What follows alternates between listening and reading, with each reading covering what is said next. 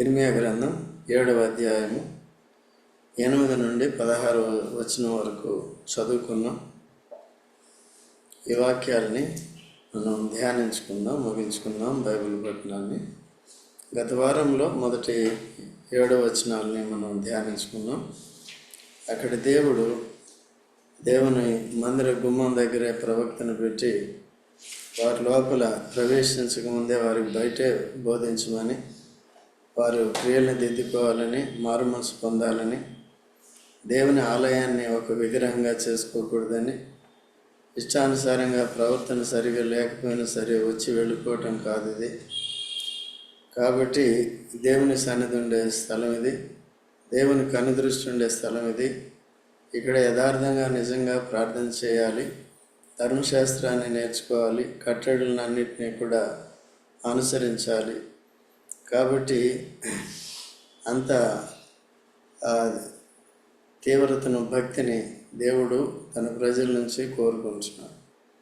అయితే ఇక్కడ తర్వాత ఇంకా ఇక్కడ తెలియజేస్తున్నాడు 8వ వచనం నుండి, ఇదిగో అబద్ధపు మాటలను మీరు నమ్ముకొనుచున్నారు, అవి మీకు నిష్ప్రయోజనములు. అదే ఇశ్రాయేలు దేవుడు చెప్పిన మాటలు నమ్మట్లేదు, కానీ ఎవరు చెప్పిన మాటలు నమ్ముతున్నారు? అబద్ధ ప్రవక్తలు చెప్పిన మాటలు నమ్ముతున్నారు. సో మొదటి నుంచి కూడా అలాగే జరుగుతుంది. హవ్వ ఎవరి మాటలు నమ్మింది? సాతాను మాటలు నమ్మింది. ఇప్పుడు లోకమంతా ఎవరి మాటలు నమ్ముతుంది? సాతాను, లేకపోతే మనుషుల మాటలు, అబద్ధపు మాటలు. అబద్ధాన్ని నమ్ముకుంటే దేవుని విషయంలో కానీ ఏ విషయంలో కానీ మోసమే మోసం. ఈ లోకంలో కూడా భౌతికంగా మనకి నష్టాలు కలిగజేసే అబద్ధికులు చాలామంది ఉంటారు. సో వీళ్ళు చెప్పేది నిజమా కాదనే చూసుకోవాలి. ఈ దినాల్లో ఇవి సైబర్ నేరగాళ్ళు ఎక్కువ ఉన్నారు కదా. వచ్చిన మెసేజ్, వచ్చిన ఫోన్ కాల్ ఇవన్నీ వెంటనే మీరు చేయకూడదు అన్నమాట. ఎందుకు? ఎక్కువ మోసం జరుగుతుంది అన్నమాట. సో ఏదైనా ఉంటే, బ్యాంకు లావాదేవీలు ఉంటే బ్యాంక్ నేరుగా అలాంటిది మెసేజ్ వచ్చినప్పుడు దాన్ని మాట్లాడకుండా ఎత్తకుండా ఏం చేయాలి? వెళ్ళాలి. ఈరోజు కూడా నాకు ఫోన్ వచ్చింది. ఫోన్ వచ్చి ఉద్యోగం కావాలని అడుగుతున్నాను. కావాలి అన్నాను అనుకో, వెంటనే ఏమంటాడు, 1,00,000 రూపాయలు పంపించు అంటాడు. టాటా కంపెనీలు ఇస్తామంటాడు. అర్థమైంది. ఉద్యోగం సజ్జమద్దాయ పెట్టని చెప్పాను. నా ఏది చెప్తే అయిపోతుంది, బట్ ఎందుకు అవకాశం ఇవ్వటం? జాగ్రత్తగా ఉండాలి. అలాంటివి చాలా వస్తూ ఉంటాయి. ఫోన్ ఉన్న ప్రతి వాళ్ళకి కూడా వస్తాయి. వచ్చిన వాళ్ళు కొంతమంది జాగ్రత్తగా ఉంటారు, కొంతమంది ప్రతిదాన్ని నొక్కి చూస్తారు. ఏం చేయకరన్నా నొక్కళ్ళు మంచివాడు. ఓకే, మాకే నొక్కుతాడు అప్పుడప్పుడు, కాబట్టి మాకే నొక్కుతా ఉంటున్నాను. రైట్, కాబట్టి జాగ్రత్తగా చూసుకోవాలి. ఓకే, అది భౌతికమైన జీవితానికి అబద్ధాన్ని నమ్మటం ద్వారా నష్టం వస్తుంది. ఆత్మీయ జీవితానికి అబద్ధాన్ని నమ్మితే శాశ్వత నష్టం అనేది వస్తుంది. అందుకని యేసుక్రీస్తు ప్రభు కూడా రక్షణ పొందిన వారికి ఒకరితో ఒకరు అబద్ధం ఆడుకుడి అని ఉందన్నమాట. ఉందా? ఎఫ్ఎస్సిలో ఉంది, కొలసీలో ఉంది, 3వ అధ్యాయంలో ఉంటుంది, ఎఫ్ఎస్సిలో కూడా 4వ అధ్యాయంలో ఉంటుందన్నమాట. కాబట్టి చూడండి 15వ వచనం, ఎఫ్ఎస్సి 4:15. ఏం చెప్పాలండి? ప్రేమ కలిగి ప్రేమించిన వాళ్ళని ఎవరైనా వారికి అబద్ధాలు చెప్తారండి? ఒకవేళ అబద్ధం చెప్పాడంటే ఆయన ప్రేమ లేనివాడు. అంటే ప్రేమించేవాడు ఏం చేస్తాడంటే సత్యం చెప్తాడు అన్నమాట. అబద్ధం ఆడేవాడు ఏం చేస్తాడు? ప్రేమించాడు. ఎవరైనా సరే చాలా జాగ్రత్తగా ఉండాలి. ఓకే, ఏమమ్మా? ప్రేమ కలిగి సత్యము చెప్పుచు క్రీస్తు వలె ఉండాలి. క్రీస్తు నోటి ఎప్పుడన్నా ఏమన్నా అబద్ధం ఉంటుందండి? పాత నిబంధనలో కూడా దేవుడు అబద్ధం ఆటకు ఆయన నరుడు కాడు. అదే సత్యవాక్యాన్ని చెప్తుంటే అవ్వ దగ్గర నుంచి కూడా ఆయన నమ్మకుండా పోతున్నారండి. ఈ దినాల్లో కూడా సో మనుషుల మాటలు నమ్ముతారు, అబద్ధికుల మాటలు నమ్ముతారు, మోసపోవటానికి సిద్ధంగా ఉంటారు, నిత్య నాశనానికి వెళ్ళిపోవటానికి సిద్ధంగా ఉంటారు. కానీ దేవుని సత్య మాటలను నమ్మరు.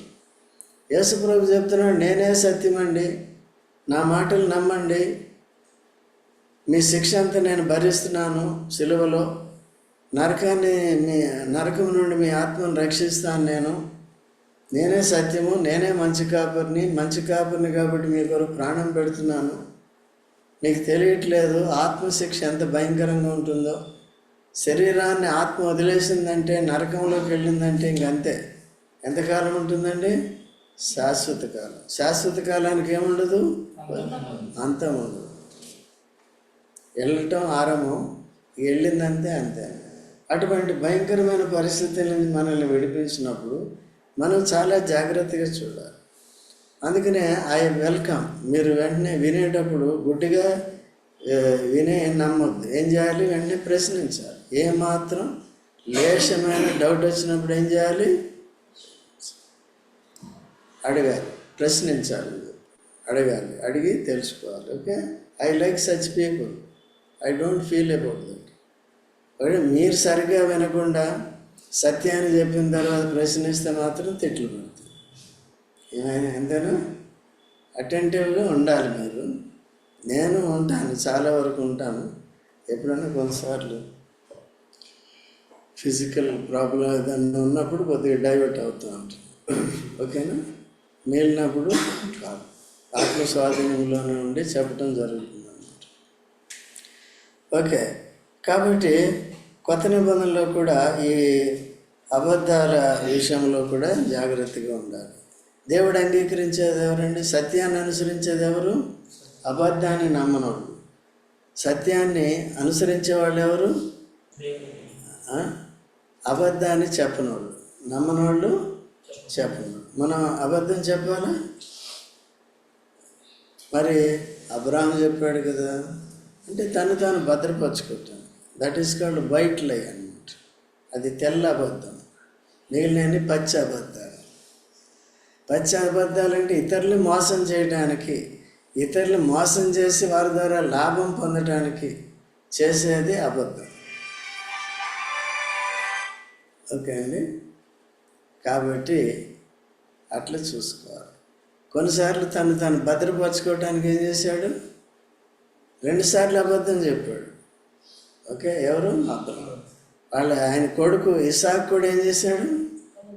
చెప్పాడు. ఆయన కూడా చెప్పాడు. చూసుకోండి, ఎక్కడ ఉంటుంది? 20 అధ్యాయంలోను, ఎక్కడ ఉంటుంది? 26వ అధ్యాయంలో. నేను తర్వాత మీకు గ్రూప్లో మెసేజ్లో పెడుతున్నాను. ఓకే అండి. అభిమెలెక్ దగ్గర చెప్తారు. 26వ అధ్యాయంలో ఉంటుంది, తర్వాత చూసుకోండి. ఎందుకు చెప్పారంటే వీళ్ళు ఆ టైంకి ఏం చేయాలి? కాపాడు. మరి మనం చెప్పొచ్చు అంటే అట్లాంటి ప్లేస్లోకి వెళ్లకుండా జాగ్రత్తగా చూసుకోవాలి. వాళ్ళు వెళ్ళినందుకు అపాయకరమైన స్థలంలోకి వెళ్ళారు కాబట్టి వాళ్ళు ఏం చెప్పవలసి వచ్చింది? కాబట్టి మనం ఏం నేర్చుకోవాలి? దాన్ని బట్టి వెళ్ళకుండా ఉంటే, వెళితే ఏం చేయాలి?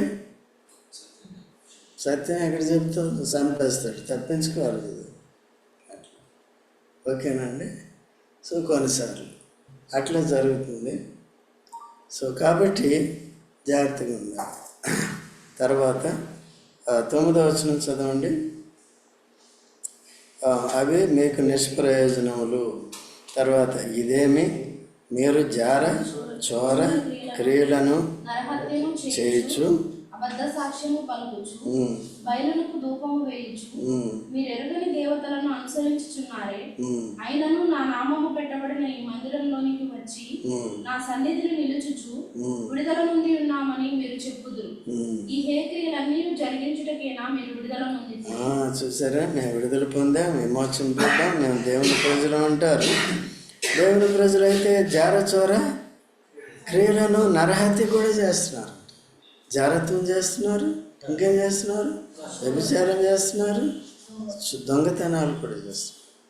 లోకాసు సువార్త 18వ అధ్యాయంలో తీయనవసరం లేదు.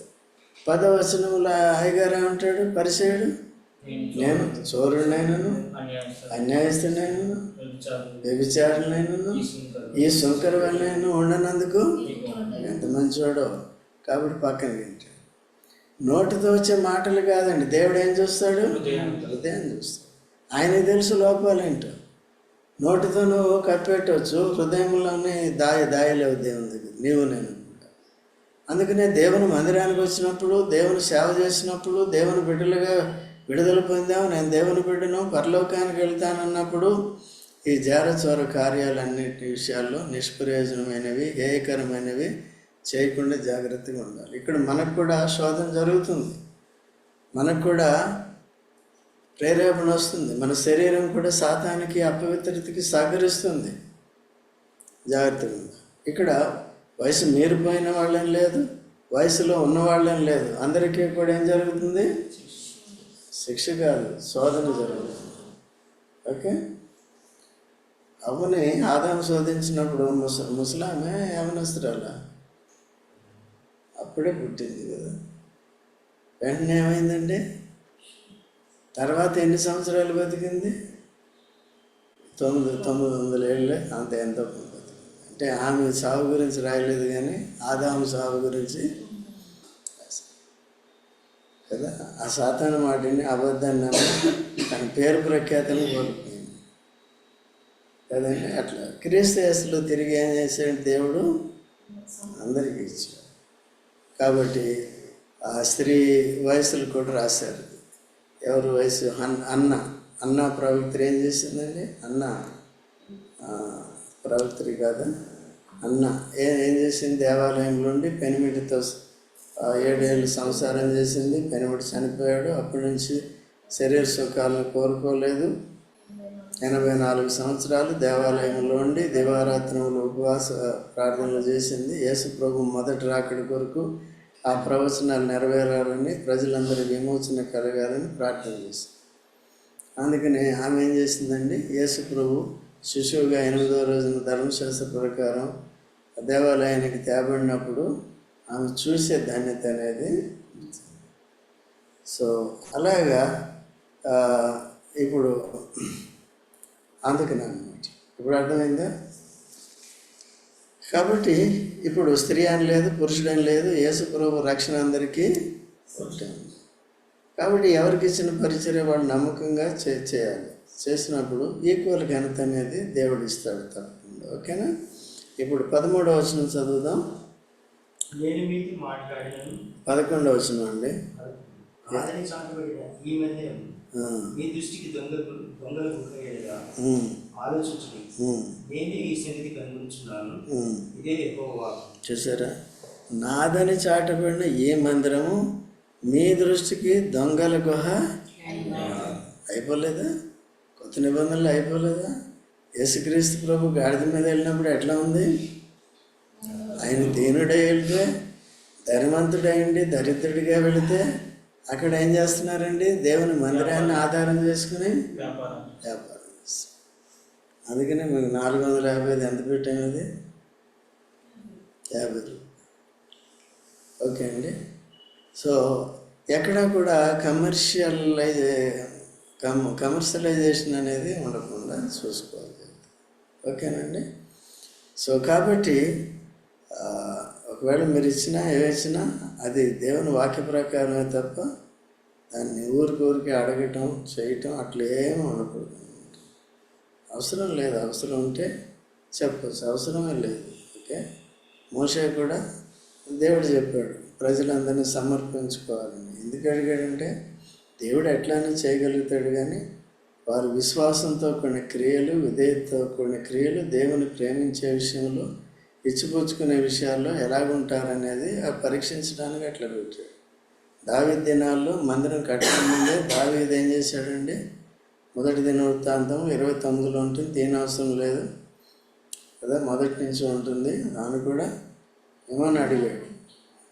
సో ఇచ్చారు. ఇచ్చిన తర్వాత ఎప్పుడైతే సరిపడి వచ్చిందని ఆపేయండి అని చెప్పాడు. ఇప్పుడు పాతాళం ఎంత వేసినా ఏం కాదు, అది అట్లా ఉంటుంది. అట్లా లేకుండా జాగ్రత్తగా చూసుకోవాలి. వచ్చిన దాన్ని ఏంటంటే దేవుని ప్రజల ఆత్మీయ క్షేమం కొరకు మనం ఖర్చు పెట్టేది, వారి కొరకు కూడా మనం సిద్ధపరిచేది చూసుకోవాలన్నమాట. ఓకేనా? తర్వాత ఏమంటున్నారు, ఇది దొంగల గోగా చేస్తున్నారు. తర్వాత చదవండి. పూర్వమున నేను నా నామము నిలిపిన షిలోహునందున నా స్థలమునకు పోయి విచారణ చేయుడి. ఇశ్రాయేలీయులైన నా జనుల దుష్టత్వమును బట్టి నేను దానికి చేసిన కార్యము చూడుడి. ఇదే యెహోవా. ఏలి దినాల్లో షిలోహు ఏమైందండి? షిలోహు మందిరం ఏమైందండి కదా? తన ఏలి కుమారులు ఎట్లా ఉన్నాడు? ఏలి పెద్దవాడు అయిపోయాడు. తర్వాత ఆయన కూర్చుంటే లేవలేడు, లేస్తే కూర్చోలేడు. తన కుమారులు ఏం చేస్తున్నారండి? ఆయన మాట వినకుండా, ఆయన లెక్క చేయకుండా, ఆయనకి గౌరవం ఇవ్వకుండా, దేవుని భయభక్తులు లేకుండా ఏం చేస్తున్నారు? ప్రజలందరినీ పాడు చేస్తున్నారు, స్త్రీలను పాడు చేస్తున్నారు. వారు అర్పించిన బళ్ళు అన్నిటిని ఏం చేస్తున్నారు? దేవునికి ప్రతిష్ఠించిన వాటిని మనుషులు ఏం చేస్తున్నారు? వినేస్తున్నారు. లేవీయ కాండంలో కూడా మొన్న మంగళవారం చూసినాం. దేవుని ఏం చేయాలండి? దేవునికి ప్రతిష్టార్పణలో లేకపోతే దశం భాగాలు ఇవన్నీ ఎవరండి? దేవుని. చూడండి, లేవీయ కాండం 27వ అధ్యాయము 10వ వచనం చదవండి.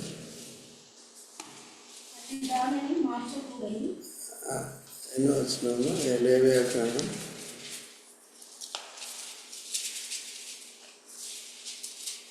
27వ అధ్యాయం.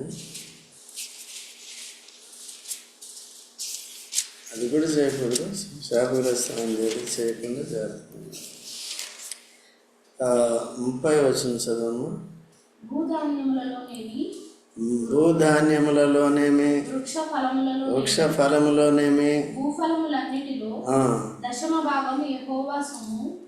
ఎవరిదండి అది? భూమి నుంచి వచ్చిందే కానీ, అదే చెట్ల ఫలాలే కానీ, అది యెహోవాకు సొమ్ము. అంతేనా? ప్రతిష్ఠ. ఇంకా ఆయన సెపరేటెడ్ ఇది. తర్వాత ఒకడు తాను చెల్లింపవలసిన దశమ భాగములలో దేనినైనాను విడిపింపగోరిన యెడల దానిలో 5వ వంతును దానితో కలుపుకోవాలి. ఒకవేళ ధాన్యం అప్పుడు పొలాలు కాబట్టి అది నాకు ధాన్యం నువ్వు తీసుకుంటే దాని రేటు కట్టి బస్తా 100 రూపాయలు అయితే ఇంకా 5% కలిపి ఏం చేయాలి? డబ్బులు సమర్పించుకోవాలి. ఎందుకు? అది దేవుంది. ఎవరిది? దేవుడు.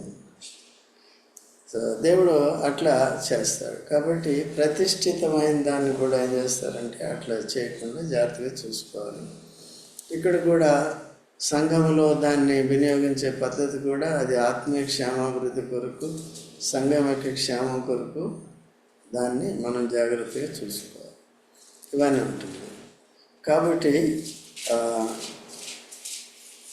ఇంకా తర్వాత చదవమ్మా. ఇక్కడ నేను నీతో మాట్లాడినను పెందలకడ లేచి మీతో మాట్లాడినను మీరు వినకయు, మిమ్మల్ని పిలిచినను మీరు ఉత్తరం ఇయ్యకయు ఉండిన వారై ఈ క్రియలన్నిటినీ చేసితిరి కనుక. చూసారండి, నేను మీతో మాట్లాడినను, పెందలకడ లేచి మీతో మాట్లాడినను. మేము ఎన్ని గంటలు లేస్తున్నామండి మీతో మాట్లాడటానికి? యవనస్తులకి ఏం పెడుతున్నాం? మీరు ఏం చేస్తున్నారు? మీరు ఎప్పుడు లేస్తున్నారు? త్వరలు. నువ్వు మంచోడు వెళ్ళే, కొంతమంది త్వరలు. ఎన్ని గంటలకి? ఈవెన్ పెద్దవాళ్ళు కూడా కదండి. ఇవన్నీ ఎందుకు పంపిస్తున్నాం? కాబట్టి దీన్ని సద్వినియోగం చేసుకోవాలి. ఇది దేవుడు మాట్లాడతాడు. మెసేజ్ వింటే ఎవరు మాట్లాడుతున్నారు? ఇది దేవుడు మాట్లాడుతాడు. రావాలి, వచ్చి వినాలి. తర్వాత ఇంట్లో మీ అంతటి మీరు చదువుకోవాలి. మీ గ్రహింపు ఎంతవరకు ఉందో చూసుకోవాలి. దాన్ని మెసేజ్ రూపంగా సింపుల్గా కొద్ది అయినా, ఎందుకంటే మన మనసులు ప్రభు వైపు తిరిగి ఉండాలని, ప్రభు మీద మనం ఆనుకోవాలని, భక్తిహీనం కాకుండా ఉండాలని, అబద్ధాలను నమ్మకుండా ఉండాలని, ఇటు అటు వెళ్లకుండా ఉండాలని జాగ్రత్త పడుతున్నాం అన్నమాట. ఎందుకంటే బయట ఆకర్షణీయమైన రీతిగా ఉంటాయి బోధలు. కాబట్టి అవి మీ ఆత్మీయ జీవితానికి కట్టేవిగా ఉండవు. ఎవరేదో చెప్తారు కానీ సూపర్విజన్ ఉండదు. మేము ఇక్కడ సూపర్వైజ్ చేస్తాం కాబట్టి అన్నీ కూడా చూస్తాం, జాగ్రత్తగా ఉండాలి. ఓకేనా? చాలామంది విచ్చలవిడితనాన్ని కోరుకునే వారు గుంపులోకి వెళ్ళిపోతారు. గుంపులోకి వెళ్ళిపోయిన తర్వాత కాపురత్వం అనేది ఉంది. కాబట్టి ఏదో ఒకటి చెప్పడం వెళ్ళిపోవడం అంతే ఉంటుంది. ఇక్కడ అన్ని రకాలుగా ఉంటుంది. మీకు ఏదైనా సమస్య వచ్చింది వెంటనే సంఘం అంతా ఏం చేయాలి? చేస్తున్నారు లేదా? సమయంలో ఏ ఎమర్జెన్సీ వచ్చిందని సడన్గా ఎవరికైనా ఆ టైంలో గ్యాదర్ చేస్తున్నాం లేదా? నిన్న కూడా ఈవినింగ్ ప్రేయర్ చేసాం కదా, ఎవరి కొరకు? శిరీష్. మరి ఏమైంది? అర్థమైంది. ఆమె చాలా భయపడింది. అంతకుముందు ఫోన్ చేసి నాకు భయం వేస్తుంది అంకుల్ అని చేసి, అట్లా భయపడే వాళ్ళ దగ్గర ధైర్యపరిచే మాటలు చెప్పాలి. ఓకేనండి? అట్లా కాబట్టి ఆ విధంగా జాగ్రత్తగా చేయాలి. కనుక మందిరం ఉన్నది దేని కొరకంటే కేవలం ఏదో బాధ చేసి విని వెళ్ళిపోయేదానికి లేదు. ఇష్టానుసారంగా జీవించి వచ్చి మందిరం చాలా గొప్పది, నా దేవుడు గొప్పది, నాకు రక్షణ ఉంది, ఇవన్నీ చెప్పుకోవడం అని వేస్ట్. కాబట్టి జాగ్రత్తగా ఉండాలి, సత్యాన్ని నమ్మాలి, సత్యాన్ని అనుసరించాలి, అంటే చెయ్యాలి. ఓకేనా? తర్వాత పెందలకడ లేచి మాట్లాడిన ఏమవుతుందంటే మీరేం చేస్తున్నారు? వెనక రోజు వింటున్నావా అనేది. రోజు వినకపోతే నువ్వు కూడా ఎవరు? సరే లేదు. కాబట్టి ఏం చేయాలి ఇప్పుడు? దాని గురించి గిల్టీ ఫీల్ అవసరం లేదు. వినేది నేర్చుకోవాలి, అభ్యాసం చేయాలి, రోజు చదువుకోవాలి, వినాలి, జాగ్రత్తగా ఉండాలి. అందుకనే మీరందరూ ఏం అలవాటు చేసుకుంటున్నారు? విన్న వాక్యాన్ని నెక్స్ట్ మీటింగ్లో ప్రార్థనలో పెడుతున్నారు. వాక్యానుసారంగా ప్రార్థన చేసినప్పుడు దాంట్లో ఏ హెచ్చరికలు ఉన్నాయి వాటి కొరకే మనం ప్రార్థన చేస్తాం. కానీ నాకు వెండి బంగారాలు అది ఇది అని చెయ్యం. భౌతిక విషయాల కొరకు ప్రార్థన చేస్తున్నాం. ప్రయాణమే వెళుతున్నారా, అనారోగ్యం ఉందా, ఎంత స్వస్థపరచంటాం. దేని కొరకండి? మీరు శరీరానుసారంగా జీవించడానికి కాదు, స్వస్థత పొంది దేవుని మందిరానికి వచ్చి దేవుని సేవ చేయాలని, దేవుని వాక్యాన్ని వినాలని ఉద్దేశం. చాలామంది ఇప్పుడు చూడండి, మన కుటుంబాల్లోనే ఎంతమంది దూరంగా ఉంటున్నారు చూసుకో. ఎంతమంది ఆదివారం వచ్చేవాళ్ళు ఎంతమంది శ్రద్ధ లేని వారు ఉంటున్నారు చూసుకో. వాళ్ళ గ్రహింపు ఎంతవరకు ఉంది? ఆదివారం కూడా ఎంతన్నా చెప్పండి, అంతవరకే ఉంటారు, అంతవరకే పరిమితం అయిపోయింది. ఎవరో మొన్న వాక్యం చెప్పారు కదా, దిలీప్ ఎవరు గిరిగీసి పెట్టుకుంటారు, నువ్వేనా గిరిగీసి పెట్టుకుంటా, దావీదు అనుకుంటా, దావీదు ఎవరు చెప్పారు మొత్తం గిరిగీసి పెట్టుకున్నాడు. అంటే నేను ఇంతే ఉంటా. గానిగెద్దుకి గిరిగీసి ఉంటుంది, అంతే చుట్టూ తిరగాలి గానిగెద్దు, అంతేనా? సో మనం కూడా ఎలా తిరుగుతాం? గానిగెద్దు అంటే తెలుసు, అంతే తిరుగు. ఇప్పుడు గానిగెద్దులు గిద్దులు పోయినాయి, ఇప్పుడు మిషన్లు వచ్చాయి. ఆ తర్వాత చదవమ్మా. ఈ క్రియలన్నింటినీ చేస్తే కనుక నేను షిలోహునకు చేసినట్లు మీకు ఆశ్రయమే నా నామము పెట్టబడిన ఈ మందిరమునకును మీకును మీ తండ్రులకును నేను ఇచ్చిన స్థలమునకును నేను అలాగే చేయదు. ఇంకేమవుతుంది చూడండి. అందుకనే దేవుడు తిరిగి వాగ్దానం చేస్తున్నాడు ఈ ప్రజలకి. దేవుడు ఎంత మంచివాడో చూడండి. అంటే ఆ దినాల నుంచి కూడా ఇలా ఉంది. ఇర్మియా దినాల్లో కాదు కానీ ఆ దినాల్లో కూడా. 26 లేవియాకాండం 11వ వచనం చదవండి. 10-11 చదవండి.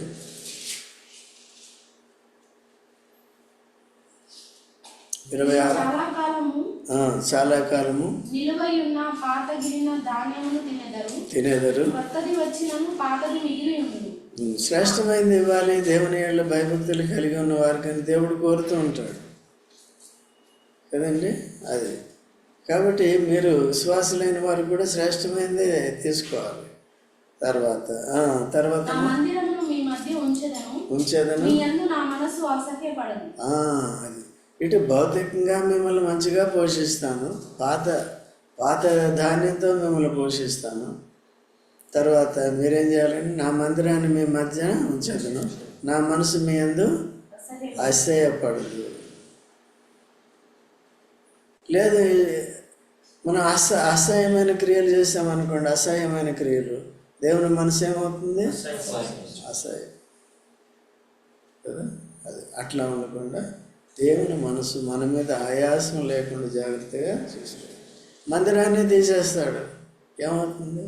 ఇప్పుడు సేవకుడినే సరిగ్గా చెప్పేవాడినే తీసేసాడు అనుకో, పట్టించుకునేవాడినే సమస్యలన్నింటిలో కూడా ఎవరి ద్వారా అయితే ఆశీర్వాదం వస్తుందో ఆ వ్యక్తినే తీసేసాడు అనుకో. ఇప్పుడు ఇర్మియా వాళ్ళందరికీ ఎవరండి? ఆశీర్వాదకరంగా ఉండటానికి పెట్టాడు.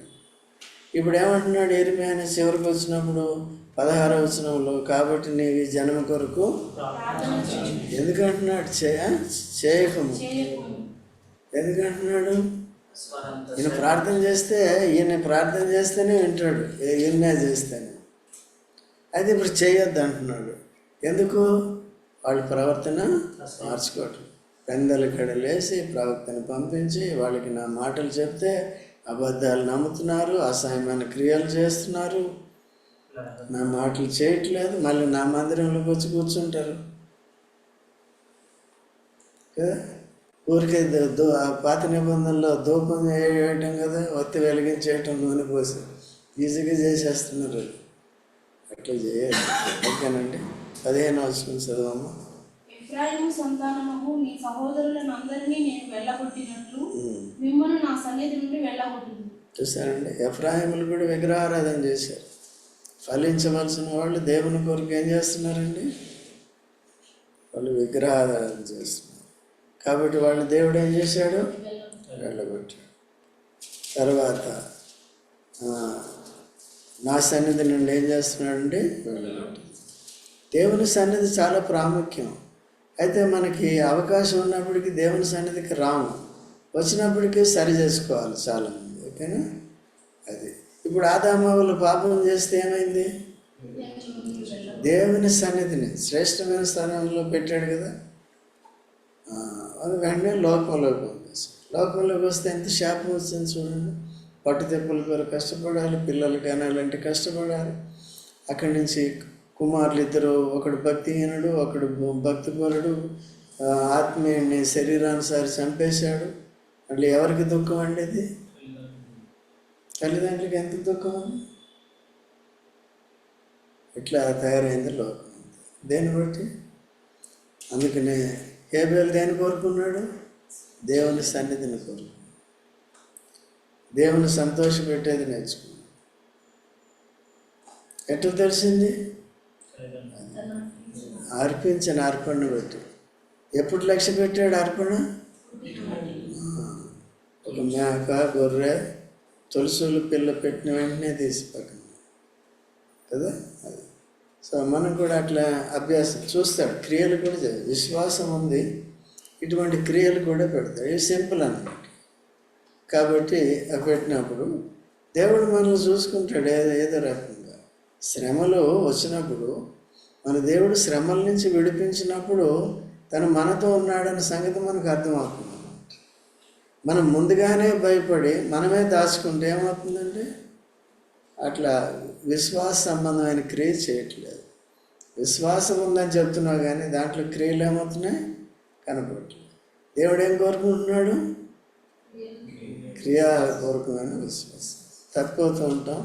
అప్పుడప్పుడు సాతాను కూడా మోసగిస్తూ ఉంటాడు, హృదయాన్ని కఠినపరుస్తూ ఉంటాడు. కాబట్టి అట్లా లేకుండా జాగ్రత్త ఉండాలి. ఇప్పుడు 16వ వచనం చదవము. కాబట్టి ఈ జనము కొరకు ప్రార్థన చేయకుము, వారి కొరకు మొరనైనను ప్రార్థననైనను చేయకుము, నన్ను బదుమాలు కొనుకుము, నేను నీ మాట వినను. చూసారండి, ఇర్మియా ప్రవక్త ఇంత చేసినప్పటికీ కూడా దేవుని పక్కన ఎంతో ఆయాసం అయిపోతుంటే ఈయన ఏమంటున్నాడండి? ఇంకా ప్రార్థన చేస్తాడు. మోషే కూడా అటువంటి వాడే. పాపం 32 అధ్యాయంలో ఉంటుంది కదా. వాళ్ళు ఎంత పాపం చేసినా మళ్ళీ నా పేరుని జీవ గ్రంథంలో తీసే అంటాడు. ఎవరు తప్పు చేస్తే వాడు తీస్తాను అంటాడు అన్నమాట. అయినప్పటికీ కూడా దేవుడిని లొంగ తీసుకుంటాడు. ఆయన నేను రానంటాడు, నీతో పాటు రానంటాడు దేవుడు. 33 అధ్యాయం. నువ్వు రాకపోతే నేను ఇక్కడే ఉంటానంటాడు. దేవుడితో నిన్ను గొప్ప చేస్తానే, నాకు గొప్పతనం వద్దు, నీకు మహిమ ఉంటే చాలు, నీ ప్రజలకు క్షేమం ఉంటే చాలు. అదండి సేవ అంటే. అదేవిధంగా ఇది ఆఖరి దినాల్లో ఆఖరి గడియల్లో ఉంటున్నాం, జాగ్రత్తగా ఉండాలి. కాబట్టి ఈ వాక్యం వల్ల నేర్చుకోవాలి. చూడండి యెహెజ్కేలు 14:14.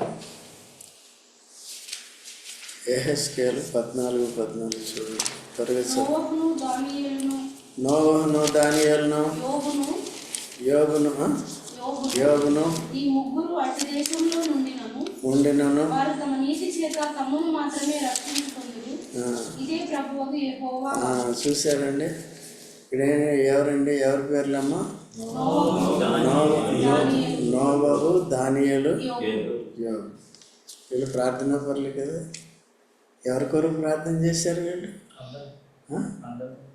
తమ కొరకు ఎందుకు చేసుకోలేదు? వాళ్ళండి ప్రార్థనా పరులు. సమయాలు దాని కొరకు చేయలేదు. ఎవరి కొరకు చేశాడు? ఈవెన్ సౌలు రాజు తప్పు చేస్తే తాను ఎంతో చింతించాడు, ఎంతో బాధపడ్డాడు. దేవుడు ఎందుకు నిన్ను కాదు నిరాకరించిన నన్ను నేను ఊరుకో అని చెప్తాడు. నేను ఇంకో వ్యక్తిని కనుగొన్నాను, ఆయన పోయి అభిషేకించాడు దావీదు. ఓకే, నోహు ప్రార్థన ఆలకించాడా లేదా? తర్వాత ఇంకెవరు? దానియేలు ఏం చేశాడండి? రోజుకి 3 సార్లు ఏం చేసేవాడు? యెరూషలేము అంటే మందిరాన్ని తట్టు. ఎందుకు అటు చూశాడు? నాకు అనుదృష్టి ఎక్కడ ఉంటుంది? ఇప్పుడు యేసుప్రభు ఎక్కడ ఉంటాడు? ఎక్కడ 2-3 కూడి ఉంటే అది సంఘం అన్నమాట. సంఘం సరిగా ఉండాలి. దానియేలు వంటి యథార్థమైన భక్తి ఉండాలి, విశ్వాసం ఉండాలి, ప్రార్థన. అప్పుడు ప్రార్థనకి జవాబులు అనేవి వస్తాయి. తర్వాత కీర్తన 99 చూడండి. కీర్తన 99 ఇది చెప్పి ముగిస్తాను నేను. కీర్తన 99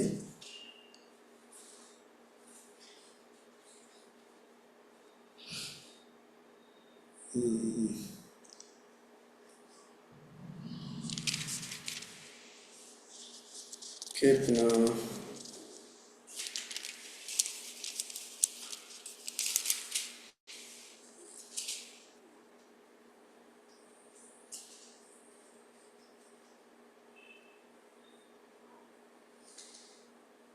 చూడండి 6వ వచనం.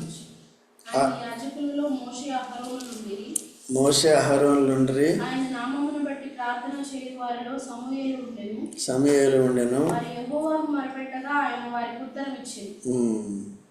మేఘస్తంభంలో నుండి ఆయన వారితో మాట్లాడెను. వారు ఆయన శాసనములను అనుసరించిరి. ఆయన తమకిచ్చిన కట్టడలను వారు అనుసరించిరి. యెహోవా మా దేవా, నీవు వారికి ఉత్తరం ఇచ్చితివి. వారి క్రియలను బట్టి ప్రతీకారం చేయుచునే వారి విషయంలో నీవు పాపము పరిహరించు దేవుడవైతివి. చూసారండి, ఈ కీర్తన చదువుకోండి మంచిగా. దాంట్లో ఉన్న భావాన్ని చూసుకోండి. యాజకులు ఎవరు ఉన్నారంటే? యాజకులు అంటే ఎవరు చెప్పండి? వాక్యాన్ని చెప్పేవాళ్ళు. యాజకులు అంటే ఎవరు? ప్రార్థన చేసేవాళ్ళు. యాజకులు అంటే ఎవరు? ఆరాధన. ఇక్కడ యాజకుడు. అక్కడెక్కడ యాజకుడు అని రాయబడలేదు. ఎవరి గురించి? మోషే గురించి. ఇక్కడ ఏబడింది? ఎందుకు?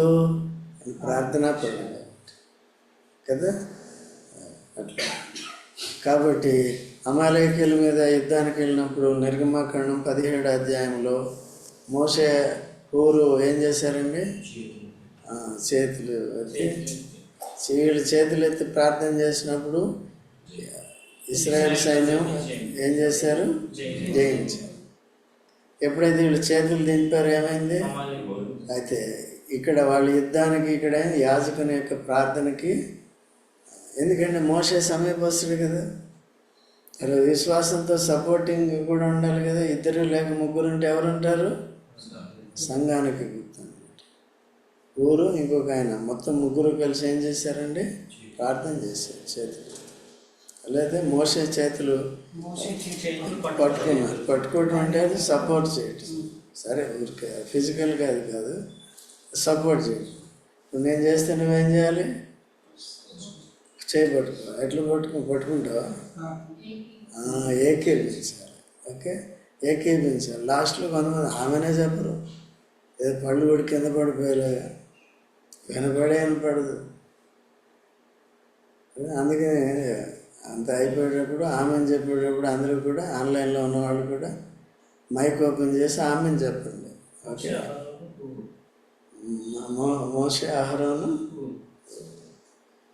ఓకే, ప్రార్థన అనేది యాజక ధర్మం కిందకి వస్తుంది. అహరోను చేయాలి, యాక్చువల్గా అహరోను హూరు చేయాలి. అయితే ఏంటంటే మోషే చాలా సమీపస్తుడు కాబట్టి ఆ విధంగా. కాబట్టి ఇక్కడ ఏముందండి, యాజకుల్లో మోషే అహరోను ఉంటుంది. నామమును బట్టి ప్రార్థన చేసిన వారిలో మేలు ఉంటుంది.